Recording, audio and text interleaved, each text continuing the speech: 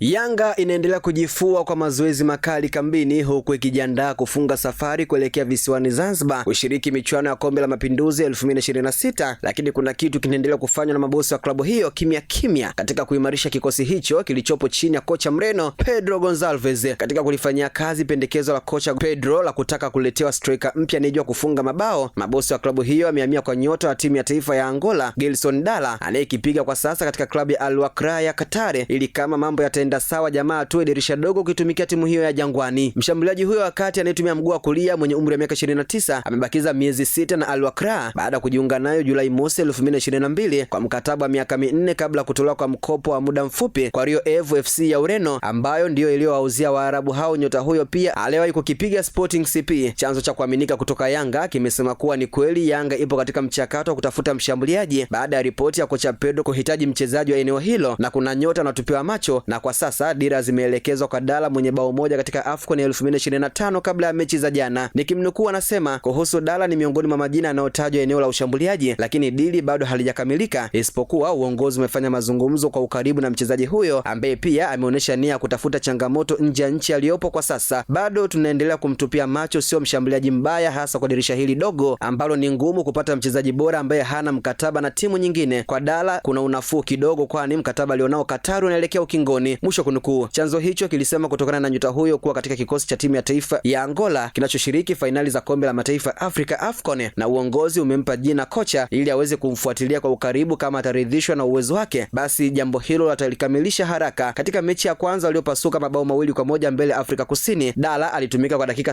76 na ile iliyoisha kwa sare dhidi ya Zimbabwe alicheza kwa dakika 80 na kufunga bao la utangulizi kabla ya wapinzani wao kuchomoa karibu na mapumziko. Nikinukuu chanzo hicho kinasema kocha anamtazama na si mchezaji huyo tu, kuna wengine wawili ambao majina yao sijayapata bado, ila nao wapo pia katika fainali hizo na wanatazamwa. Atakayemvutia zaidi kocha basi atamalizana na uongozi. Uzuri kiongozi wetu yupo nchini humo, hatutakuwa na wakati mgumu kufunga safari kwa ajili ya kumalizana na mmoja wa wachezaji hao ambao wanatazamiwa kuja kuongeza nguvu katika eneo la ushambuliaji ambalo kwa sasa linaongozwa na Prince Dube. Mwisho kunukuu. Mshambuliaji huyo alianza kufahamika kupitia klabu ya CD One de Agosto ya Angola kabla ya kutua Ureno na kuchezea klabu mbalimbali. Anafahamiana vyema na Pedro aliyewahi kuinua timu hiyo ya taifa ya Angola na kuipeleka katika fainali hizo 35 zinazoendelea Morocco, wakati kocha huyo akija kujiunga na Yanga hivi karibuni. Imeandikwa na Charity James na kusoma kwako nami Hamza Saifu.